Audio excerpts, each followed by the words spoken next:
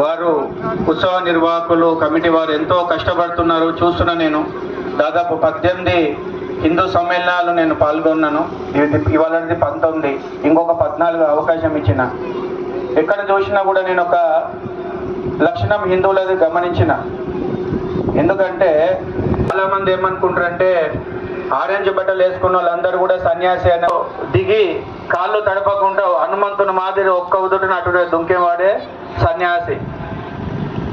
కాబట్టి నిన్న యుద్ధాలు చేయాల్సిన అవసరం లేదు, శివాజీ లాగా యుద్ధాలు చేయాల్సిన అవసరం లేదు, శివాజీ లాగా పోరాటం చేయాల్సిన అవసరం లేదు. కానీ మన ఇంట్లో మన పిల్లలకి మన చిన్న వాళ్ళ కోరుకునేది చేద్దాం ఆ పని, కలిసికట్టుగా ఉందామా అందరం, మన సంస్కృతి సంప్రదాయాన్ని మనం తెలుసుకుందాం.